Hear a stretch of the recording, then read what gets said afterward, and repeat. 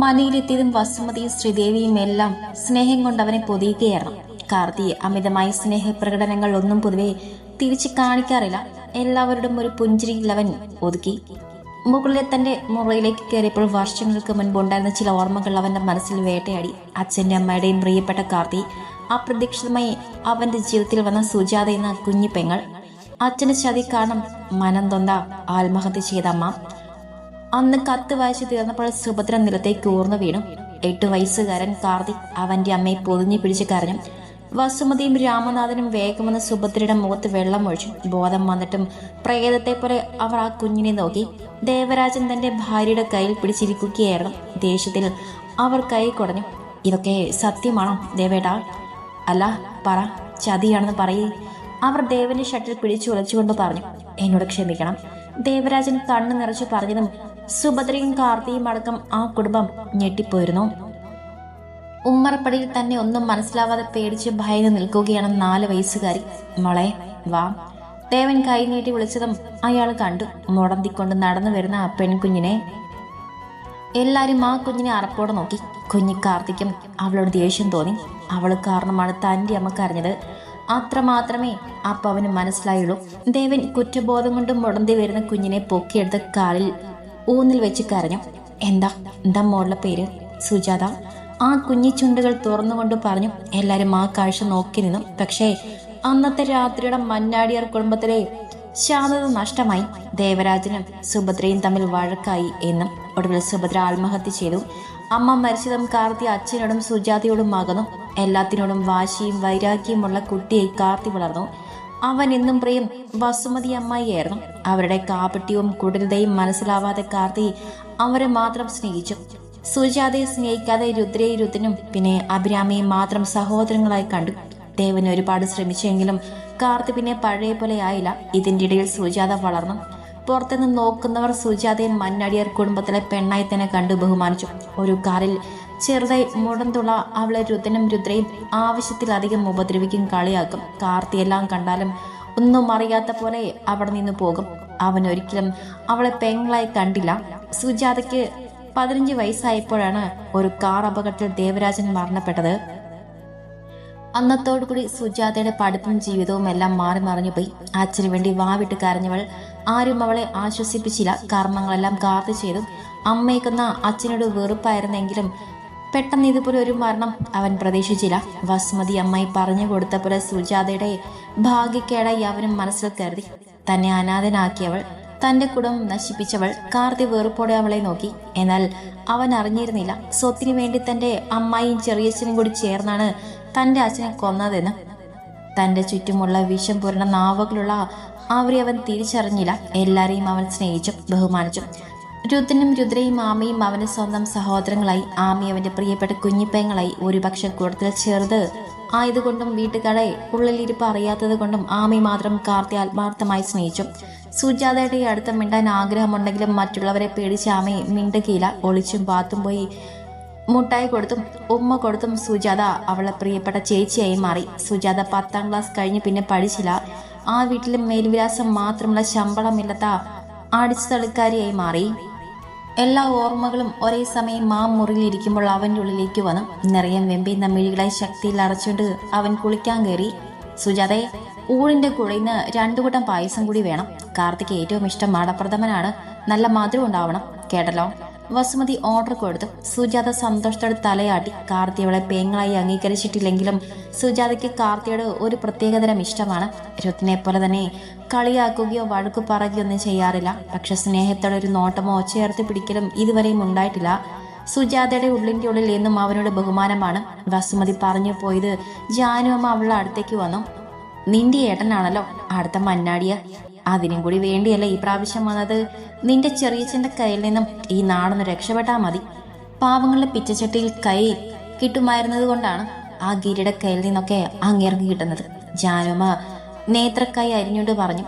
ഗിരി എന്ന പേര് കേട്ടതും അവളുടെ ചുഴൽ ചെറുതായി പുഞ്ചിരി വിരിഞ്ഞു. ഗിരിയേട്ടൻ പാവാണല്ലേ? അവൾ ചോദിച്ചു. അതെ മോളെ, ആ ചെക്കനൊരു കൗമാര പ്രായത്തിൽ വന്നതാണ് ഈ നാട്ടിൽ. അതും ഒരു പൊടി കുഞ്ഞിനെയും പിടിച്ച്. നല്ല സുന്ദരിക്കുട്ടയൊരു അനിയത്തി ഉണ്ടവന്. ഇവിടുത്തെ മഞ്ഞാടിയാർ അവന്റെ കഥ കേട്ട് അനുകമ്പ തോന്നിയാണ് അവന്റെ പേരിൽ ഭൂമി കൊടുത്തത്. ആ ഭൂമിയിൽ തന്നെ പണിയെടുത്ത് ഇരുട്ട് തുകയുണ്ടാക്കി തിരിച്ച് മഞ്ഞാടിയാർക്ക് തന്നെ കൊടുത്തു. അവൻ ഭയങ്കര അഭിമാനിയ ചെറുക്കൻ, പെങ്ങൾക്ക് വേണ്ടി ജീവിക്കുന്ന ഒരുത്തൻ. പക്ഷെ ഇപ്പോ അവനും പെണ്ണ് നോക്കുന്നുണ്ട്. ഭാമമ്മോളെ കാണുമ്പോൾ എപ്പോഴും പറയാറുണ്ട്, ഗിരിക്ക് പറ്റിയ പെണ്ണുങ്ങളുണ്ടെങ്കിൽ പറയണമെന്ന്. ജാനകി വാ തോരാതെ പറഞ്ഞു. അപ്പൊ ഗിരിയേട്ടനെ വിവാഹം കഴിച്ചിട്ടില്ലല്ലേ? സുജാത ഉറപ്പിക്കാൻ എന്ന പോലെ ചോദിച്ചു. അതെ മോളെ, വയസ്സ് 40 കഴിഞ്ഞു. അതുകൊണ്ട് തന്നെ പെണ്ണ് കിട്ടാൻ കുറച്ച് ബുദ്ധിമുട്ടാണ്. ആദ്യ വിവാഹമാണെന്ന് പറഞ്ഞിട്ട് എന്താ കാര്യം? പ്രായം ഒരു പ്രശ്നം തന്നെയാണല്ലോ. പിന്നെ ഇപ്പോഴത്തെ പെൺപിള്ളേർക്ക് ആഗ്രഹിക്കുന്ന പോലെ പഠിപ്പും വിവരമൊന്നും അവനില്ല. അനിയത്തെ പഠിപ്പിച്ചെന്നതല്ലാതെ അവന് പഠിക്കാൻ കഴിഞ്ഞിട്ടില്ല, ജാനകി പറഞ്ഞു. പക്ഷെ ഗിരിയേട്ടനെ വേണ്ടെന്ന് പറയാൻ ഏതെങ്കിലും പെൺകുട്ടികൾക്ക് തോന്നോ? എന്ത് രസാ കണ്ടുകൊണ്ടിരിക്കാൻ. നമ്മുടെ ഉത്സവത്തിനെ കൊണ്ടുവരുന്ന ആനയെ പോലെയുണ്ട്. നല്ലൊരു തലയെടുപ്പ്. സുജാത ആരാധനയോടെ പറഞ്ഞത് ജാനകിയമ്മ സംശയത്തോടെ നോക്കി. മോളെ, അരുതാത്തൊന്നും മനസ്സിലുണ്ടെങ്കിൽ അത് വേണ്ട കേട്ടോ. മോള് മഞ്ഞാടിയാർ വീട്ടിലെ കുട്ടിയാണ്. ഇവിടെയുള്ളവർ നിന്നെ ഒരു വാലിക്കാരിയായി കണ്ടിട്ടുണ്ടെങ്കിലും അവരുടെ ജാതിയും കുലവും വിട്ടുള്ള കളി അവർ കളിക്കില്ല. നിനക്ക് കൊണ്ടുവരുന്ന ആലോചന പോലും തരത്തിൽ ചേരുന്നവരെ മാത്രമാണ്, ജാനകിയമ്മ പറഞ്ഞു. സുജാത അതിന് മറുപടി ഒന്നും പറഞ്ഞില്ല. എന്നെ മഞ്ഞാടിയാർ പെൺകുട്ടി ആരാ ജാനുവമ്മ ഇവിടെ കണക്കാക്കുന്നത്? ഞാൻ ഇവിടുത്തെ വേലക്കാരിയല്ലേ? പേരിന് മാത്രം മേൽവിലാസമുള്ള വേലക്കാരി. നാട്ടുകാർ പറയാതിരിക്കാൻ വേണ്ടിയല്ലേ എനിക്ക് വേണ്ടി നല്ല സമ്മതങ്ങൾ കൊണ്ടുവരുന്നത്? ഇനി കൊണ്ടുവന്നാലും അവരാരും ഈ ചട്ടുകാലെ പിഴച്ച സന്തതിയായ എന്നെ സ്വീകരിക്കുന്നത് വെറും പണം കണ്ടുകൊണ്ട് മാത്രമാണ്. എങ്കിലും ഇവർക്കൊട്ട് പണം കൊടുക്കാനും വയ്യ. ഇങ്ങനെ ഒരു ജന്മമായി ജനിക്കുന്നതിലും നല്ലത് ഏതെങ്കിലും പാവപ്പെട്ട വീട്ടിൽ ജനിക്കുന്നതാണ്. സമാധാനമാണ് വേണ്ടത്. കുടിലാണെങ്കിലും സന്തോഷത്തോടെയും സമാധാനത്തോടെയും ഉറങ്ങാൻ പറ്റിയാൽ മതി. ഇത്രയും പറയുമ്പോഴേക്കും സുജാതയുടെ മിഴികൾ നിറഞ്ഞിരുന്നു. മോളെ, ഞാൻ വിഷമിപ്പിക്കാൻ വേണ്ടി പറഞ്ഞതല്ല. മോൾ ഗിരിയുടെ കാര്യം ചോദിച്ചപ്പോൾ മോളുടെ പ്രായം അതാണല്ലോ. ചീത്ത ചിന്തകൾ ഉണ്ടെങ്കിൽ മാറിക്കോട്ടെ എന്ന് കരുതി, ജാനുവമ്മ പറഞ്ഞു. എനിക്കങ്ങനെ ചീത്ത ചിന്തകളൊന്നുമില്ല ജാനുവമ്മേ. പക്ഷെ ഗിരിയേട്ടനോട് എന്തോ ഒരു അടുപ്പം തോന്നുന്നുണ്ട്. 1-2 വട്ടം മാത്രമേ കണ്ടിട്ടുള്ളൂ. പക്ഷെ മറ്റുള്ളവരുടെ കണ്ണിൽ കാണാത്തൊരു വികാരം ഞാൻ അയാളുടെ കണ്ണിൽ കാണുന്നുണ്ട്. എന്നെ സഹതാപത്തോടെ നോക്കാതെ ഒരു സാധാരണ മനുഷ്യജീവിയെ പോലെ കാണുന്നുണ്ട് എന്നൊരു തോന്നൽ. ആ ഒരു അടുപ്പത്തിന്റെ പുറത്താണ് മൂപ്പരെ പറ്റി ഞാൻ ചോദിച്ചത്. അല്ലാതെ ഗിരിയേട്ടനെ മോഹിക്കാൻ മാത്രം യോഗ്യതൊന്നും എനിക്കില്ലല്ലോ. സൗന്ദര്യമില്ല, കാലിനും വയ്യ, പണവും ഇല്ല. ആകെ ചേർച്ചുള്ളത് ഞങ്ങൾ 2 ആളും ഒരേപോലെ പഠിച്ചിട്ടില്ല എന്നതാണ്. അവസാന വാചകം പറയുമ്പോൾ അവൾ ചിരിച്ചിരുന്നു. അമ്പടി, എന്റെ കുട്ടിക്ക് സൗന്ദര്യം ആരാ പറഞ്ഞേ? നല്ല ഭംഗിയുണ്ട് കാണാൻ. കാലിന്റെ ഈ കുറവ് മാറ്റി വെച്ച് നോക്കിയാൽ നിന്റെ അത്ര മുടിയും ശരീരവുമുള്ള നല്ല ഒത്ത പെണ്ണ് ഈ തറവാട്ടി പോലും ഇല്ല, ജാനുവ കവൾ പിടിച്ചു കൊഞ്ചിച്ചു പറഞ്ഞു. മതി, വേഗം ഊണ് തയ്യാറാക്കാം. എന്നിങ്ങനെ പൊക്കി പറഞ്ഞുകൊണ്ട് നിന്നാലേ അമ്മായി വന്ന് നമ്മൾ 2 പേരെയും ചീത്ത പറയും, സുജാത ചിരിച്ചുകൊണ്ട് പറഞ്ഞ അടുക്കളപ്പണി തുടർന്നു. ഊണിന് കാർത്തിയും രുദ്രനും രുദ്രയും അഭിരാമിയും എല്ലാവരും ഒരുമിച്ചാണ് മേശപ്പുറത്തിരുന്നത്. അവരുടെ ചിരിയും ബഹളവും എല്ലാം ആസ്വദിച്ചു കൊണ്ടുതന്നെ കാർത്തിയും ഇരിക്കുന്നുണ്ട്. ആമയ്ക്ക് സുജാതയെ കൂടി ഡൈനിങ് ടേബിൾ ഇരുത്തണമെന്ന് ഉള്ളിൻ്റെ ഉള്ളിൽ ആഗ്രഹമുണ്ടെങ്കിലും കാർത്തിയോടത് പറയാൻ പേടിയാണ്. സുജാതയും ജാനുവമ്മയും ഓരോരോ വിഭവങ്ങളായി മേശപ്പുറത്ത് കൊണ്ടുവച്ചു. സുജാതയാണ് വിളമ്പിക്കൊടുക്കുന്ന ജോലിയുള്ളത്. തൻ്റെ ഏട്ടൻ്റെ പാത്രത്തിൽ വിളമ്പുമ്പോൾ എന്തോ അവളുടെ കണ്ണ് നിറഞ്ഞു. വേറെ ഒന്നും കൊണ്ടല്ല, എത്ര നേരം അവിടെ ചുറ്റിപ്പറ്റി നിന്നിട്ടും അവൻ വെറുതെ പോലും അവളെ നോക്കുന്നില്ല.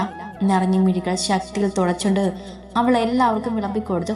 വിളമ്പുന്ന ഇടയിൽ ഫോൺ നോക്കിക്കൊണ്ടിരുന്ന രുദ്രയുടെ കൈ തട്ടി ചെറുതായി സാമ്പാർ അവളുടെ കൈത്തണ്ടയിൽ വീണു. രുദ്ര ദേഷ്യത്തോടെ സുജാതയെ നോക്കി. സുജാത പേടിച്ചുകൊണ്ട് ഒരടി ബാക്കിലേക്ക് നിന്നു. അതറിയാതെ ചേച്ചി, സുജാത പറഞ്ഞു തീരും മുൻപ് തന്നെ രുദ്ര ദേഷ്യത്തിൽ എഴുന്നേറ്റ് നിന്നു. അറിയാതെയോ? നിന്റെ മനസ്സ് എവിടെയാണ്? ചൂട് സാമ്പാർ ദേഹത്തൊഴിച്ചാൽ എങ്ങനെയുണ്ടാകുമെന്ന് അറിയോ? രുദ്ര അലറി. കാർത്തി ഒന്നും മിണ്ടാതെ അവരെ 2 പേരെയും നോക്കി തന്നെ ഇരിക്കുകയാണ്. ആമിക്ക് അത് കണ്ട് സഹിച്ചില്ല. ചേച്ചിയുടെ സംസാരം കേട്ട തോന്നും ഒരു കൂടെ സാമ്പാർ വീണൂന്ന്. ഒരു തുള്ളിയല്ലേ കയ്യിൽ വീണത്? അതിങ്ങനെ ഊണുമേശയുടെ മുന്നിൽ വെച്ച് ബഹളം വയ്ക്കണോ? ആമി പറഞ്ഞു. ആമിയുടെ മറുപടി രുദ്രയെ കൂടുതൽ ചൊടിപ്പിച്ചു. മോളെ വേണ്ട, സുജാത ഇടയ്ക്ക് കയറി പറഞ്ഞു. നീ ആരടി അവളോട് വേണ്ട പറയാൻ? ഞങ്ങൾ കസിൻസ് തമ്മിൽ പല അഭിപ്രായ വ്യത്യാസങ്ങളുണ്ടാകും. അത് ഞങ്ങൾ സംസാരിച്ചോളാം. നിന്നെ ഞങ്ങൾ കുടുംബത്തിൽ കൂട്ടിയിട്ടില്ല. നീ ഇവിടുത്തെ സെർവൻ്റാണ്. ആ ഒരു നിരയിൽ നിന്നാ മതി. ഇനി ഇതുപോലെ ചെയ്താൽ തിളച്ച സാമ്പാർ നിന്റെ മുഖത്തായിരിക്കും ഞാൻ ഒഴിക്കാം. ദേഷ്യത്തിൽ രുദ്ര അലറി. രുദ്ര! കാർത്തികൻ ഗൗരവത്തിൽ അവളുടെ പേര് വിളിച്ചു. രുദ്ര പെട്ടെന്നൊന്ന് ഭയപ്പെട്ടു. ആഹാരത്തിന് മുൻപിൽ തർക്കിക്കാൻ പാടില്ല. ഭക്ഷണം കഴിക്കാൻ നോക്ക്. സുജാത അടുക്കളയിലേക്ക് പോയിക്കോളൂ. അവളുടെ മുഖത്ത് നോക്കാതെ അവൻ അത്രയും ഗൗരവത്തിൽ പറഞ്ഞു തീർത്തതും എന്തോ സുജാതയ്ക്ക് സന്തോഷം തോന്നി. തനിക്ക് വേണ്ടി നേരിട്ട് ഇടപെട്ടൊന്നും പറഞ്ഞില്ലെങ്കിലും ഇങ്ങനെയെങ്കിലും തനിക്ക് വേണ്ടി സംസാരിക്കുന്നുണ്ടല്ലോ. അവൾ കാർത്തിയെ നോക്കിക്കൊണ്ട് അടുക്കളയിലേക്ക് കയറി. അമ്മയ്ക്ക് ദേഷ്യവും കരച്ചിലുമെല്ലാം വന്നിരുന്നു. അവൾ ദേഷ്യത്തോടെ കാർത്തിയുടെ മുഖത്തേക്ക് നോക്കി. ആമയോടും രുദ്രയോടും കൂടിയാണ് പറയുന്നത്. ഇതിനു മുൻപ് നിങ്ങൾ എങ്ങനെയായിരുന്നെന്ന് എനിക്കറിയണ്ട. ഈ വീട്ടിൽ ചില നിയമങ്ങളുണ്ട്. ഇവിടെ ഭക്ഷണത്തിന്റെ മുമ്പിൽ ആരും വഴക്കിടാനും തർക്കിക്കാനും നിൽക്കരുത്. അതുപോലെ ഭക്ഷണം കഴിക്കുമ്പോൾ മൊബൈൽ യൂസ് ചെയ്യുന്നത് നിർത്തണം. അതും പറഞ്ഞ് രുദ്രയുടെ മുഖത്ത് നോക്കിയാണ്. രുദ്രയും മാമയും വേഗം തലയാട്ടിക്കൊണ്ട് സമ്മതിച്ചു. ആ സമയത്ത് രുദ്രൻ ഓളിക്കാനിട്ട് അടുക്കളയിൽ പോയി പതുങ്ങി നിൽക്കുന്ന സുജാതയെ കൊതിയോടെ നോക്കി. ആഹാരം കഴിച്ച ശേഷം കാർത്തിത്തിന്റെ മുറിയിൽ നിന്ന് പെട്ടി പൊട്ടിക്കുകയായിരുന്നു. എല്ലാവർക്കും വേണ്ടി ഓരോ പ്രത്യേക കവറിലായി ഓരോ സാധനങ്ങൾ അവൻ കൊണ്ടുവന്നിരുന്നു. അവരവരുടെ സാധനങ്ങൾ എടുത്ത് കൊടുക്കുന്ന കൂട്ടത്തിൽ ആമി മാത്രം ആ മുറിയിൽ പോകാതെ നിന്നു. എടേ, പോകുന്നില്ലേ? നിനക്ക് തരാനുള്ളതെല്ലാം തന്നു കഴിഞ്ഞു, കാർത്തി ചിരിച്ചുകൊണ്ട് പറഞ്ഞു. സുജാത ചേച്ചിക്ക് മാത്രം എന്താ ഒന്നും കൊണ്ടുവരാത്തത്? ആമി പേടിയോടെ ചോദിച്ചു. കാർത്തിയുടെ മുഖം മാറി. അവന്റെ ദേഷ്യത്തിൽ തിരിഞ്ഞു നിന്നു. ഏട്ടൻ ഇപ്പോഴും ദേഷ്യമാണോ? ചേച്ചി പാവല്ലേ? ഏട്ടൻ എന്ത് കാര്യമാണെന്ന് അറിയോ? ആമി സംസാരിക്കാൻ തുടങ്ങി. എനിക്കൊന്നും അത്ര പെട്ടെന്ന് മറക്കാൻ കഴിയില്ല ആമി. എനിക്ക് നഷ്ടപ്പെട്ടത് എൻ്റെ ബാല്യമാണ്. എൻ്റെ അച്ഛൻ്റെയും അമ്മയുടെയും കൂടെയുള്ള നല്ല ഓർമ്മകൾ. സുജാത എൻ്റെ ജീവിതത്തിൽ വന്നില്ലായിരുന്നെങ്കിൽ എനിക്ക് എൻ്റെ അമ്മയെ നഷ്ടപ്പെടുമായിരുന്നില്ല. ഞാൻ ഒറ്റയ്ക്കാകുമായിരുന്നില്ല. കാർത്തി പറഞ്ഞു തീർന്നതും അവൻ്റെ കണ്ണുകൾ നിറഞ്ഞു. ഏട്ടാ, പക്ഷെ ചേച്ചി എന്ത് തെറ്റാ ചെയ്തത്? പറഞ്ഞു തീരും മുൻപേ അവൻ കൈകൾ കൊണ്ട് അവിടെ തടഞ്ഞു. എനിക്ക് പെങ്ങളാട്ടം നീയും രുദ്രയും മാത്രമേ ഉള്ളൂ. അതങ്ങനെ തന്നെ മതി. വേറൊന്നും എനിക്ക് സംസാരിക്കാനില്ല. നീ ഇപ്പൊ പുറത്തു പോ. കാർത്തിക് ഗൗരവത്തിൽ പറഞ്ഞത് മാമി പേടിച്ചുകൊണ്ട് വേഗം മുറിയിൽ നിന്ന് പുറത്തേക്കിറങ്ങി. ആമി നേരെ അടുക്കളയുടെ അടുത്തുള്ള സുജാതയുടെ മുറിയിലേക്കാണ് ഓടിച്ചെന്നത്. ഉച്ചഭക്ഷണമെല്ലാം കഴിച്ച് ചെറിയൊരു മയക്കത്തിലാണ് പുള്ളി. അവൾ സുജാതയെ വിളിച്ച് എഴുന്നേൽപ്പിച്ചു. കയ്യിലുള്ള വലിയ മിഠായി പാക്കറ്റ് അവൾക്ക് നൽകി. അയ്യോ, എനിക്ക് എന്തിനാ ഒരു പാക്കറ്റ്? ഇതൊന്നും വേണ്ട, സുജാത മറുപടി പറഞ്ഞു. അയ്യോ, അത് പറ്റില്ല. എനിക്ക് ഇതുപോലെ കുറേ പാക്കറ്റ് തന്നിട്ടുണ്ട്. എല്ലാം കൂടെ എനിക്ക് ഒറ്റയ്ക്ക് തിന്നാൻ പറ്റില്ല, ആമി പറഞ്ഞു. എനിക്ക് വേണ്ട ആമി. എൻ്റെ കയ്യിൽ നിന്നും ഇതാരെങ്കിലും കണ്ട പിന്നെ അത് മതി. പിന്നെ കാർത്തിയേട്ടൻ എനിക്ക് വേണ്ടി തന്നതുമല്ലല്ലോ, സുജാത വിഷമത്തോടെ പറഞ്ഞു. കാർത്തിയേട്ടന് ചേച്ചിയോട് സ്നേഹമില്ലെന്നാണോ തോന്നുന്നത്? എനിക്ക് തോന്നുന്നില്ല. ഉള്ളിൻ്റെ ഉള്ളിൽ ചേച്ചി ഇഷ്ടമാണ്. പക്ഷെ കഴിഞ്ഞു പോയ കാര്യങ്ങൾ ആലോചിക്കുമ്പോൾ ഏട്ടനത് സമ്മതിക്കാൻ മടിയാണ്. ഇന്ന് തന്നെ കണ്ടില്ലേ, രുദ്രയുടെ മുന്നിൽ വെച്ച് ചേച്ചിക്ക് വേണ്ടി ഏട്ടൻ സപ്പോർട്ട് ചെയ്തത്. ഏട്ടൻ എന്നെപ്പോലെ തന്നെയാണ് ചേച്ചിയും. പിന്നെ ആളുടെ പുറമെയുള്ള ഗൗരവം അത് കാര്യമാക്കണ്ട. എന്നെങ്കിലും എല്ലാം ശരിയാകും, ആമി പറഞ്ഞിട്ട് മിഠായി പൊതിയിൽ നിന്നും ഒരു ചോക്ലേറ്റ് എടുത്ത് പൊട്ടിച്ച് സുജാതയുടെ വായിലിട്ടു. സുജാത ഈറനായ കണ്ണുകൾ തുടച്ചുകൊണ്ട് അത് നുണഞ്ഞു കഴിച്ചു. എങ്ങനെയുണ്ട് ചോക്ലേറ്റ്?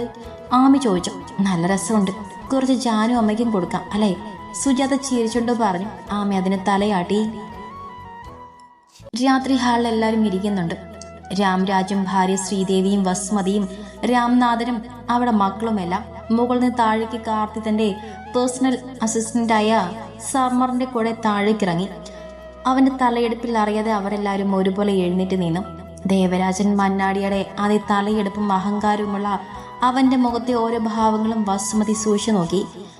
അവൻ സെന്റർ ഹാളിലേക്ക് വന്ന് നിന്നുകൊണ്ട് എല്ലാവരെയും നോക്കി കൈ കെട്ടി നിന്നു. ഞാൻ എല്ലാവരോടും ഇപ്പോൾ ഇവിടെ നിൽക്കാൻ പറഞ്ഞത് എനിക്ക് നിങ്ങളുടെ എല്ലാവരോടും ഒരു കാര്യം പറയാനുണ്ട്. എൻ്റെ ബിസിനസ് പാർട്ട്ണറായ ദേവാനന്ദ ചൗധരിക്ക് അവരുടെ മകളുടെ വിവാഹത്തിന് വേണ്ടി താൽക്കാലികമായി നമ്മുടെ മാന്യയുടെ പകുതി പോർഷൻ ഞാൻ റെന്റിന് കൊടുക്കുകയാണ്. അവരുടെ മകൾ ഒരു മലയാളിയാണ് വിവാഹം കഴിക്കുന്നത്. ട്രഡീഷണൽ സ്റ്റൈലായി നടത്താൻ അവർ ഇവിടെ കണ്ടിഷ്ടപ്പെട്ട് ചോദിച്ചു. അതുകൊണ്ട് ഞാൻ സമ്മതിച്ചു. നാളെ അവർ എത്തും. കാർത്തി പറഞ്ഞതും എല്ലാവരും ഞെട്ടിലോടെ അവരെ നോക്കി. എന്താ മോനെ നീ പറയുന്നത്? ഇവിടെ ഇനി ഹിന്ദിക്കാരെ അഴിഞ്ഞാട്ടമാണെന്നോ? 2 ആഴ്ച കഴിഞ്ഞാൽ നിന്റെ മന്നാടിയാർ സ്ഥാനം പ്രവേശനമാണ്. കൂടാതെ ഉത്സവത്തിന്റെ കാര്യങ്ങളും നാളെ തന്നെ തുടങ്ങും. ഇതിന്റെ ഇടയിൽ നിന്റെ സുഹൃത്തിന്റെ മകളുടെ കല്യാണം നടത്താനുള്ള സമയമൊന്നും ഇവിടെ ഞങ്ങൾക്കില്ല. വസുമതി ദേഷ്യത്തിൽ എന്നാൽ കുറച്ച് മയത്തിൽ അവരോട് പറഞ്ഞു. അമ്മ ഈ കാര്യം ആലോചിച്ച് പേടിക്കണ്ട. ഏക്കർ കണക്കിനുണ്ടല്ലോ ഈ വീടും തൊഴിയും. അവർക്ക് വേണ്ട ചില ഭാഗങ്ങൾ മാത്രമേ ഞാൻ റെന്റിന് കൊടുക്കുന്നുള്ളൂ. എന്റെ സുഹൃത്തായതുകൊണ്ട് തന്നെ എനിക്കൊരിക്കലും അയാളെ ഉറപ്പിക്കാൻ കഴിയില്ല. കോടികളുടെ ബിസിനസ് ഞാൻ അയാളുമായി ഉറപ്പിച്ചിട്ടുള്ളത്. പിന്നെ ഇപ്പൊ പോലും അയാൾ വെറുതെയല്ല ഈ മന വാടകയ്ക്ക് എടുത്തിട്ടുള്ളത്. ഒരാഴ്ചത്തെ അവിടെ താമസത്തിനും പരിപാടിക്കും വേണ്ടി 10 ലക്ഷം രൂപയാണ് അഡ്വാൻസ് തന്നിട്ടുള്ളത്. കാർത്തി പറഞ്ഞതും എല്ലാവരും ഞെട്ടിലോടെ നോക്കി. 10 ലക്ഷമോ? ഈ ചോദ്യം രാംരാജിന്റെ വകയായിരുന്നു. നിങ്ങൾക്ക് ഇതിനെപ്പറ്റി അറിയാനിട്ടാണ് ചെറിയ. ഇതുപോലുള്ള ട്രഡീഷണൽ ഹെറിറ്റേജ് ബിൽഡിങ്ങുകൾക്കൊക്കെ ഇപ്പോൾ വൻ ഡിമാൻഡാണ്. 10 ലക്ഷം തന്നെ ഞാൻ കുറച്ചതാണ്. കാർത്തി പറഞ്ഞതും എല്ലാവരും അത്ഭുതത്തോടെ നോക്കി. ആർക്കെങ്കിലും എതിരഭിപ്രായമുണ്ടോ ഇനി? കാർത്തി വീണ്ടും ചോദിച്ചതും ആരും ഒന്നും മിണ്ടിയില്ല. കാർത്തി പിന്നെ രുത്തിൻ്റെ നേരെ നോക്കി. എനിക്ക് നല്ലൊരു വെഡിങ് പ്ലാനിനെ ഒപ്പിച്ചു തരണം. നിന്റെ അറിവിൽ നമ്മുടെ നാട്ടിൽ തന്നെ ഒരാഴ്ച ഇവിടെ നിന്നുകൊണ്ട് ഇവൻ ചെയ്യാൻ പറ്റുന്ന ആരെങ്കിലും ഉണ്ടോ? രുത്തിനെ നോക്കിക്കൊണ്ടാണ് കാർത്തി ചോദിച്ചത്. ആ ചോദ്യം കേട്ട് ആമയുടെ മനസ്സിൽ പെട്ടെന്ന് തന്നെ ഭാമയുടെയും അവളുടെ സീനിയർ ക്രഷായ അഭിജിത്തിന്റെയും മുഖം ഓർമ്മ വന്നു. മുറിയിൽ രാത്രി ലാപ്ടോപ്പ് തുറന്ന് മെയിൽ ചെക്ക് ചെയ്യുകയായിരുന്ന കാർത്തി പിന്നിലായി ഒരു നിഴലനക്കം കേട്ടതും അവൻ തിരിഞ്ഞു നോക്കി. എന്താമീ, ഉറങ്ങാനായില്ലേ നിനക്ക്? അവൻ ചോദിച്ചു. അതേട്ടാ, എനിക്കൊരു കാര്യം പറയാനുണ്ട്. നോർത്ത് ഇന്ത്യൻ വെഡിങ് ചെയ്യുന്നവടെ ഇവൻ എന്റെ ഫ്രണ്ടിന് കൊടുത്തോട്ടെ? ആമി ചോദിച്ചു. അത് വേണോ? അവരുടെ സ്റ്റാറ്റസിന് പറ്റിയ വർക്കർ അല്ലെങ്കിൽ എനിക്കാണ് മോശം. നീ പറയുന്നവർക്ക് എക്സ്പീരിയൻസ് ഉണ്ടോ? കാർത്തി ചോദിച്ചു. ഉണ്ടേട്ടാ, അവർക്ക് നല്ല എക്സ്പീരിയൻസ് ഉണ്ട്. പിന്നെ പാവങ്ങളാണ് ഏട്ടാ. എനിക്ക് പരിചയമുള്ള ഒരു സീനിയർ ചേച്ച നമ്മുടെ നാട്ടിലെ തന്നെ, ഗിരിയേട്ടൻ. ഏട്ടനെ അറിയില്ലേ? ആളുടെ പെങ്ങൾ, ആമി പറഞ്ഞു. ഭാമ അവൻ പുരികം ചുളിച്ചുകൊണ്ട് ചോദിച്ചു. ഏട്ടനെ അറിയോ? ആമി ചോദിച്ചു. രുദ്രയുടെ കൂടെ പഠിച്ചതല്ലേ? രുദ്രയെ കുറെ ഉപദ്രവിച്ചിട്ടുണ്ട് അവൾ സ്കൂളിൽ പഠിക്കുമ്പോൾ. ഞാൻ 2-3 പ്രാവശ്യം അവളെ പോയി ചീത്ത പറഞ്ഞിട്ടുണ്ട്. അവൻ തന്റെ മുന്നിൽ കണ്ണും നിറച്ചിരുന്ന 10 വയസ്സുകാരുടെ മുഖം ഓർമ്മയിൽ വന്നു. ആര്? ഭാമ ചേച്ചിയോ? രുദ്ര ചേച്ചിയെ പറഞ്ഞ പരാതിയാണെങ്കിൽ നേരെ തിരിച്ചാകും. ആർക്കും രുദ്ര ചേച്ചി ഇഷ്ടമല്ല ഏട്ടാ. വഴക്കാളിയാണ് സ്കൂളിലും കോളേജിലും. ആമി ദേഷ്യത്തിൽ പറഞ്ഞു. ആമി വേണ്ട, എനിക്ക് നിന്നെ പോലെ തന്നെയാ രുദ്ര. നിന്നെക്കാൾ 2-3 വയസ്സ് മൂത്തതല്ലേ അവൾ. ആ ഒരു ബഹുമാനം കാണിക്കണം. ആർക്കോ വേണ്ടിയോ അവളെ അങ്ങനെ പറയരുത്, കാർത്തി ദേഷ്യത്തിൽ പറഞ്ഞു. അത് ഏട്ടൻ അറിയാത്തതുകൊണ്ടാ. ഭാമ ചേച്ചിയെ പോലെ സുജാത ചേച്ചിയെ പോലെയോ എന്നോട് സ്നേഹത്തോടെ അവർ രണ്ടുപേരും സംസാരിച്ചിട്ടില്ല. ഏട്ടൻ വരുമ്പോൾ മാത്രമാണ് രുദ്രനും രുദ്രയ്ക്കും ഈ പ്രഹസനം. ഇത് പറയുമ്പോൾ അവളുടെ ശബ്ദമിടറി കണ്ണുകൾ നിറഞ്ഞു. എല്ലാം നിന്റെ തോന്നലാണ് മോളെ. നിനക്ക് ഞാനില്ലേ, നീ നിന്റെ ഫ്രണ്ട്സിനോട് പറയും. പക്ഷെ അവർക്ക് ഇഷ്ടമായില്ലെങ്കിൽ ഞാൻ അവരെ പറഞ്ഞു വിടും, അവൻ പറഞ്ഞു. ആമി സന്തോഷത്തോടെ അവനെ കെട്ടിപ്പിടിച്ചു. അവർക്കിഷ്ടമാകൂ ഏട്ടന്. അത്രയും പറഞ്ഞിട്ട് തുള്ളിച്ചാടിക്കൊണ്ട് അവൾ പോയി.